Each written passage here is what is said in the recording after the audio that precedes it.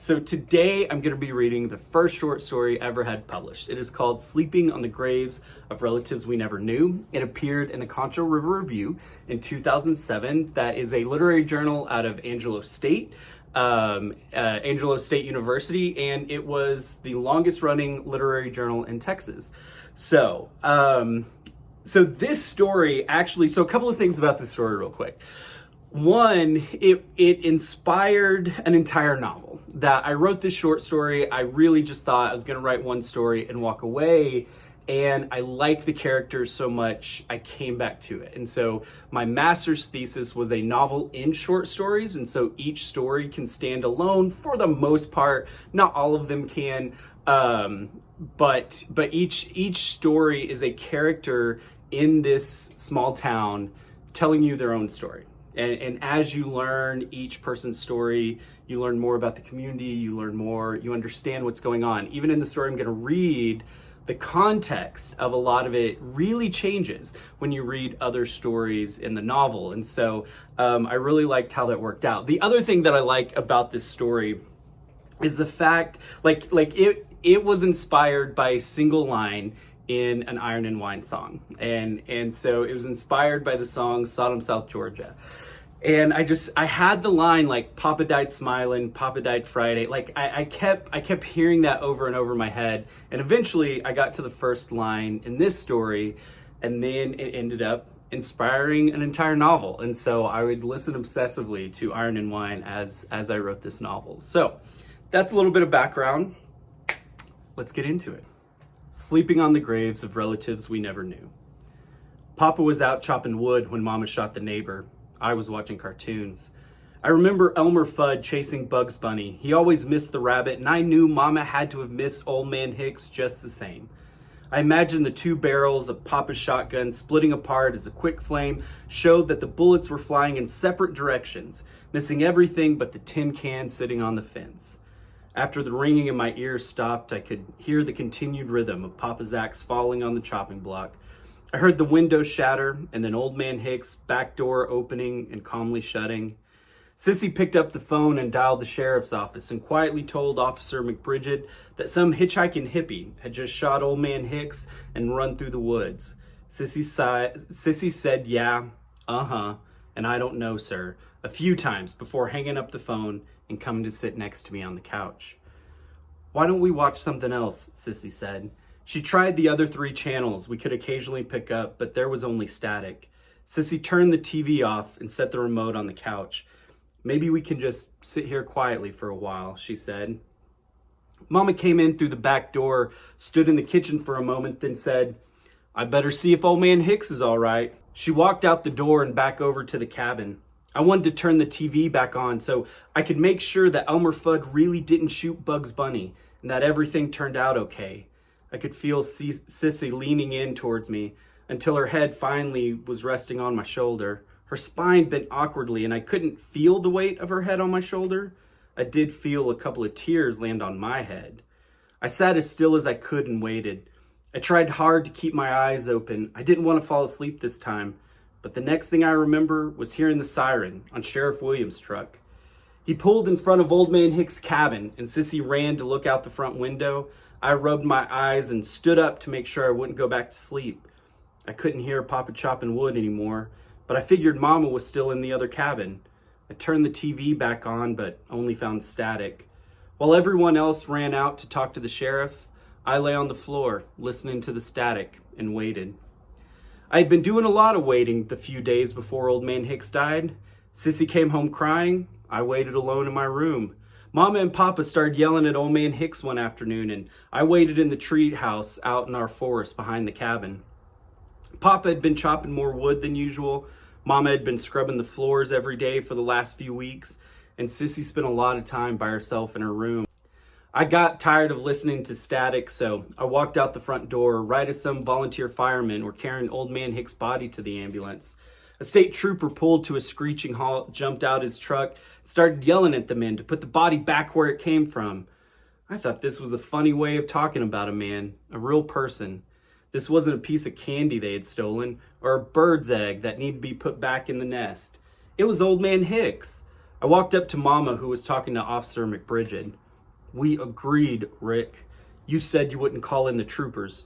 Mama's voice was soft and threatening. Her teeth were clenched and I could barely see her mouth moving.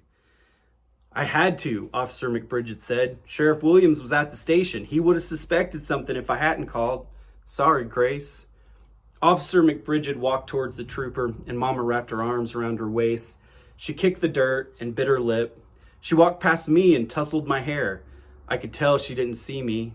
Her hand on my head was like scooping cereal into your mouth while watching cartoons. It didn't require actual thinking. We've had this guy come by a few times, Sissy was telling another state trooper who had arrived. He's one of those hitchhiking hippie types that claim to be living off the land, but he's really nothing much more than a beggar. Well, he came probably a month ago and we sent him on his way, but old man Hicks let him stay overnight. I was surprised when Sissy said this because I didn't remember anyone coming to our door, and old man Hicks was the meanest person I had ever met. Sissy always said he wasn't that bad, but he wouldn't even let us gather pine cones in his yard. Sissy continued telling her story.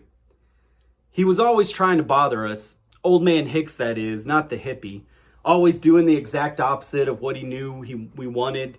He cut down all the trees between our cabins, but wouldn't let the cable company run a line in front of his land so we could watch real channels. It was always little things like that. So this hippie guy probably told him that we wouldn't let him stay, so Hicks let him spend the night just to spite us. The trooper had been looking at his little pad, making notes as Sissy talked. When she paused, he looked up, but not all the way to Sissy's face. His gaze hovered somewhere between his hands and Sissy's eyes as he began to stammer. Well, miss, you've told me a lot about this hippie guy, but you haven't said nothing about what happened today. The guy briefly looked at Sissy in the face, then immediately stared back at his notebook. I didn't see him today, but that's the only person I could think of who would have done it, Sissy said. Then she noticed me. She put her arm around my neck. I was sitting with my brother watching cartoons when we heard the shots. Papa was chopping wood in the back and Mama was in the kitchen. We're the only ones around besides Hicks and that hippie. But it's your dad's shotgun that killed Mr. Hicks. It's still lying by his body. Sissy stood silently while the trooper's eyes again began to wander somewhere between his notebook and her face. How do you suppose did this hippie get a hold of your father's shotgun? The trooper asked. We leave it on the front porch. Like I said, no one's out here but us and old man Hicks. Coyotes will go after the chickens sometimes, so Papa keeps his shotgun on the front porch so he can get to it easily. The hippie guy must have picked it up without us noticing. Really wouldn't have been that hard for him to do if you really think about it. Sissy crossed her arms and quit talking. The trooper's eyes snapped up. Sissy's face was red. Her mouth was closed and she was breathing heavily through her nose. She reminded me of a horse. By this time, there were 4 troopers and 5 or 6 men from the Fallen Deer Fire Department. Everyone was milling about, not knowing what else to do. I noticed that the men kept looking over at us. Sissy kept her arms across her chest. She seemed to be in pain. Let's go to the treehouse, she said as she grabbed my hand and pulled me along behind her. She had a determined look on her face and walked through the small creek that ran behind our cabin. Mud and leaves stuck to the bottoms of our bare feet as we made our way to the tree. Sissy had to boost me up and then climb up on her own. We sat for a moment before she said, "Let's go higher." We kept climbing, Sissy behind me pushing, until we got to the last limb thick enough for us both to sit. We were squished together in the V of 2 large branches. One pointed back home, the other shot straight up into the sky. We could see the top of the closest house to the west. A couple of miles away, we could see the sign that said entering Bell County, even though we couldn't read it from up here. We could see the cemetery where our grandparents and Aunt Martha were buried. Remember that last revival? When the big famous evangelist came, they set the tents up on the other side of the cemetery like always, Sissy asked. I nodded. I was sitting up here early one morning, looking at that tent and wondering what it was like inside. Sissy paused, putting the scene back together in her head, making sure she had all the right colors, all the right sounds and smells. Well, I saw this girl in a white baptismal gown dancing on Aunt Martha's grave. The girl was dancing with the angel on Aunt Martha's headstone. It was like only she and Aunt Martha and I could tell the angel was real, alive, not made of stone. So the angel decided to come out. A chill ran down my spine, causing me to shiver, and I looked away. Sissy kept her gaze even and steady on the cemetery. I looked at the entering Bell County sign. "I miss Aunt Martha," Sissy said. I nodded and looked back at the cemetery. Sissy gave a fake laugh that sounded more like a cough. "You know," she said, "if Aunt Martha were still alive, Old Man Hicks would probably still be Uncle Rick. Why'd we start calling him Old Man Hicks anyway?" I looked up at Sissy and saw tears running down her cheeks. She didn't give me time to answer. "It was Mama. I know. She never liked him. She was furious when Aunt Martha told her about the wedding." "Do you remember the wedding?" Her gaze finally broke from the angel in the cemetery, and she looked down at me. I shook my head. "Nah, you were too young. Honestly, I don't really remember it either. I remember my light pink dress had a yellow ribbon on the edges, and I remember that you were wearing a light blue suit with a tie and everything." She wrapped her arm around my shoulder and pulled me in closer to her body. I could feel the rhythm of her heart, and my head moved every time she took a breath. "I do remember how mad Mama was before the wedding and how Papa didn't give a shit." She looked down at me again. "Sorry about that." But I didn't care. I knew she was upset, and even though I didn't know why and didn't want Mama to wash her mouth out with soap, I wasn't going to tattle. Sissy rested her head on top of mine as I leaned against her shoulder. We sat in silence, and I could feel the bark underneath my butt. My left leg was going a little numb, but I sat there anyway and imagined that the white tents were still up. "Those damn Baptists," Mama said in the kitchen the morning they started putting up the tents. "They're doing another one of their damn revivals." Papa kept drinking his coffee and reading the weekly newspaper. "Settle down, Grace. Not that big a deal." Old Man Hicks was a Baptist. So was the family that owned the land next to ours. They had the largest field of any Baptist in town. That's why the tents were always set up on the other side of our cemetery. We didn't go to their revivals because we weren't Baptist. But my friend Billy from church did. His family went to every one, and Mama said that was blasphemy. She said that believers should not be yoked to unbelievers, and that's why we didn't participate.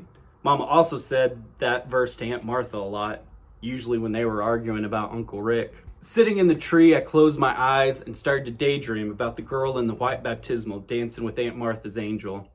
Sissy wiggled under me and scooted down on the branch a little bit. She interrupted my daydream, but I left my head on her shoulder. When she moved, her shorts hiked up, and I saw a row of Band-Aids on the inside of her leg. I touched one, but Sissy slapped my hand away. "Don't you worry about that," she said, then pushed me off her shoulder and grabbed my face, squeezing my cheeks together. "And don't you tell Mama and Papa about it either, you understand me?" I nodded, and she let go of my face. "Let's get down," she said. She started climbing down first, turned to make sure I didn't slip whenever she hit a solid branch. When we got to the ground, she turned and looked at my face. "I didn't hurt you, did I?" I shook my head.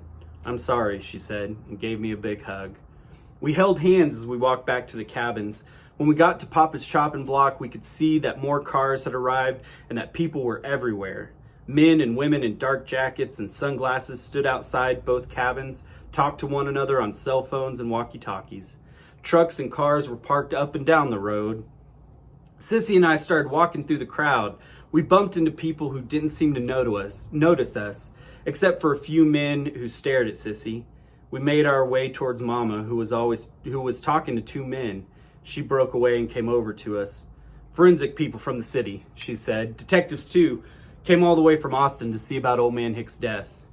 Behind Mama, I could see Officer McBridget sitting on the tailgate of one of the trucks, surrounded by a bunch of people with notepads in their hands and guns on their belts. Officer McBridget didn't have a gun, or sunglasses, or a notepad. He looked nervous and wrung his hands a lot. "Come on," Sissy said, pulling me along. "Mama wants us to go for a walk." As we passed through the crowd again, Sissy got more stares. One guy turned to her, tipped his hat. "Ma'am," he said as we passed. "Davis, come on," yelled a woman standing next to the guy. She then looked at Sissy. "We apologize for his behavior," she said. Sissy let go of my hand and started to walk faster. I had a hard time keeping up. We walked down the road for a long way, then Sissy turned into the woods. By this time, I had to run just to keep her in my sight. When she got to the cemetery, she stopped. I finally caught up with her and lay down on the ground. I was out of breath and my legs ached. Not here, she said, pulling me off the ground and again dragging me behind her. We passed by the graves of relatives we never knew, great aunts and uncles who survived the Depression, but not the 60s, men who died in World War I, distant relatives who had traveled from Germany on a boat before the 20th century, a few soldiers who died fighting the Confederate Army. Sissy found Graham's and Gramps' grave, sat down and leaned against the gravestone. It was big and heavy. Gramps died 10 days after Gramps. Mama says she died of a broken heart. Gramps' gravestone wasn't finished when Gramps died, so the kids decided they should share. That's what they would have wanted. I put my head in Sissy's lap and tried to feel the band-aids through her shorts. I want to be beautiful, Sissy said. I looked up at her but couldn't see her face because the sun was right behind her head. She ran her hand through my hair. I know that I'm pretty, but I don't want to just be pretty. I want to be beautiful, the type you see in the magazines, the type of beautiful that men are scared of. When you look like that, men are too afraid to bother you. Sissy moved her head off her lap and picked up a stick that was within arm's reach. She started sharpening the end on top of Graham and Gramps' headstone. I had no idea what she was talking about. I closed my eyes and started thinking about all the boys that used to pick on Sissy when she was in elementary school. As soon as we would get on the bus, boys would start asking Sissy for a kiss. I thought she liked the boys, liked the attention. But one day, Gary Ramsey leaned across the aisle. "Come on, Celeste," he said. "I just want a little peck. You don't have to use your tongue like you did with Bradley Sanders." Sissy got real mad. She was sitting next to the window, but lunged over me and scratched Gary down the side of his face. He still has a little scar next to his ear. After that, the boys got mean.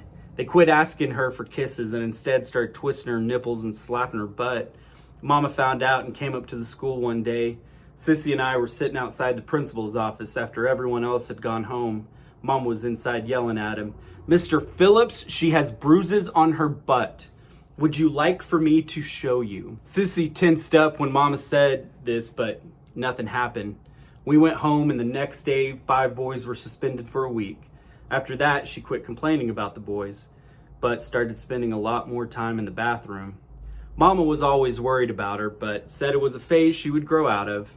Sissy had kind of gotten out of the habit of staying in her room all the time until she came back from Old Man Hick's cabin last week.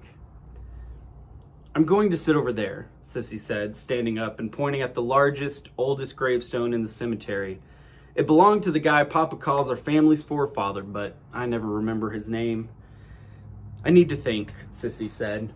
She gently touched the point of the sharpened stick and gave me a forced smile. I closed my eyes again.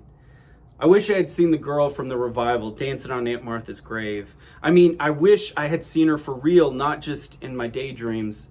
I wanted to see Aunt Martha's angel, the angel who could leave her stone body to dance on the grave of the kindest woman that ever lived. I wanted to meet her. Aunt Martha would let me sit in her lap every Sunday during church. Mama said I was too big to be sitting in people's laps during church, but Aunt Martha said I would never be too big for her lap. She always had fresh baked bread ready for me when I came home from school. Mama made cookies and said that every young boy should like cookies, but I didn't. I liked Aunt Martha's bread. We would sit at her kitchen table and I would tell her everything that happened at school that day. Everything from what grade I made on my math quiz to who I traded my cookie with at lunchtime to what time Sissy and I got off the bus coming home. Mama would always tell me to keep it to the basics. She didn't need to know every time I sneezed and coughed. Sissy would always go help Uncle Rick in his wood shop. I would never go in there. It was too dark and the sawdust made me sneeze. Plus, he was mean. "You don't know that he's mean," Sissy would tell me. "You're just saying that because Mama says that. He's not mean, he's just quiet and sad." When they took Aunt Martha to the hospital, I was coming home from school. Sissy told me that there was fresh bread in Aunt Martha's kitchen. Everyone would be back soon enough. Uncle Rick got in the ambulance with Aunt Martha, while Mama and Papa followed in the truck. Sissy went back to our cabin to sit in her room, but I sat down in Aunt Martha's kitchen, ate her bread, and waited. Sissy came over and tried to get me to come home, but I wouldn't. She tried to get me to eat dinner with her, but I stayed at the table. I was going to wait to eat until Aunt Martha came back. Sissy finally came back and said that she was going to bed. The next thing I remember is waking up in my own bed. I had fallen asleep, so Aunt Martha never got home from the hospital. When I got up, Mama was yelling at Uncle Rick in the front yard. She came in and slammed the door. Well, Mama said a little too loudly, "Old man Hicks is going to have the service in the Baptist church." Mama shook her head. "Meanest old man in the whole world," she said under her breath. I opened my eyes and saw Aunt Martha standing over me. The sun was setting and I couldn't see her face. She was wearing a dark windbreaker, had a walkie-talkie in her hand. I could feel grass poking into my back and arms. "Aunt Martha?" I said. Aunt Martha sat down next to me and pulled me into her lap. She smelled different, and her lap wasn't as soft as I remembered. I was definitely too big to be in her lap. "So what happened today?" she asked. I started to cry and told her everything. Everything from the gunshot to Sissy sharpening the stick. "And where's your sister?" she asked. I looked at her, but didn't answer. Everyone in the family calls Sissy Sissy. Aunt Martha wouldn't ask me where my sister was. She would ask me where Sissy was.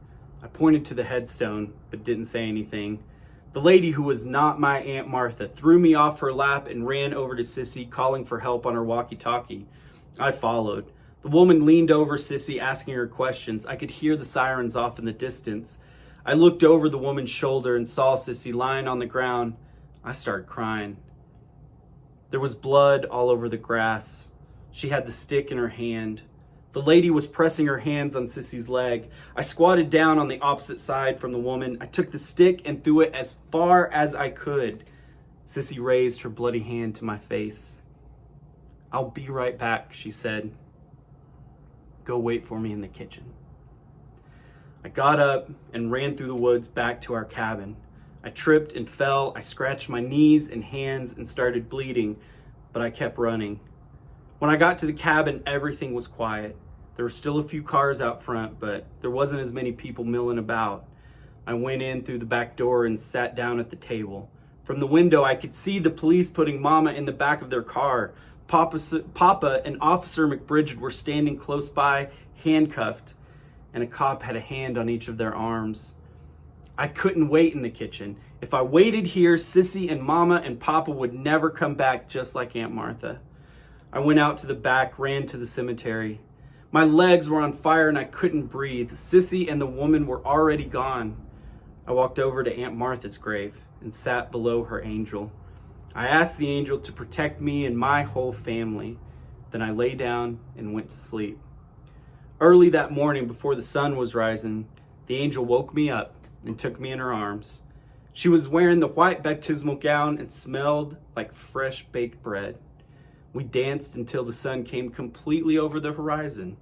She then laid me down on the grass and went to tell the neighbors where to find me.